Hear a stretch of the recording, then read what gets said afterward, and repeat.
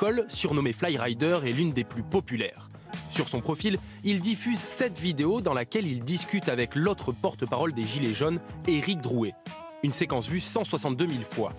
Et l'histoire de l'ONU, c'est qu'il veut signer un pacte pour accueillir 480 millions de migrants sur 8 pays différents. Selon eux, en signant ce pacte, Emmanuel Macron ouvrirait la porte à une arrivée massive de migrants. C'est chaud, c'est chaud, c'est chaud. Ce document qui doit être ratifié lundi prochain, nous l'avons lu. Le nombre de 480 millions de migrants n'apparaît nulle part. C'est un projet d'accord pour une coopération relative aux migrations internationales. Il est juridiquement non contraignant et il respecte la souveraineté des États. Mais il avance aussi des objectifs symboliques qui hérissent les opposants à l'immigration. Par exemple, faire en sorte que les filières de migration soient accessibles et plus souples. Nous avons montré un extrait de la vidéo des Gilets jaunes à ce professeur au Collège de France, spécialiste des migrations. Qu'est-ce que c'est que ça ?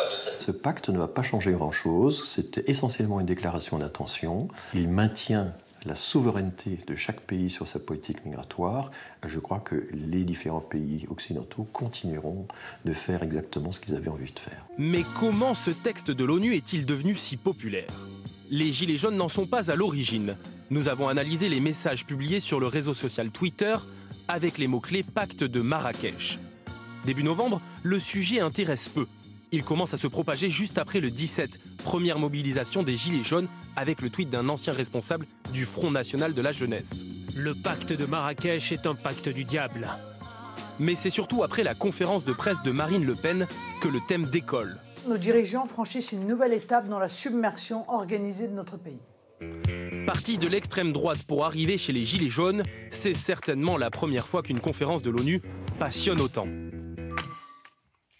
Comment les Gilets jaunes parviennent-ils à tenir depuis le début de la mobilisation il y a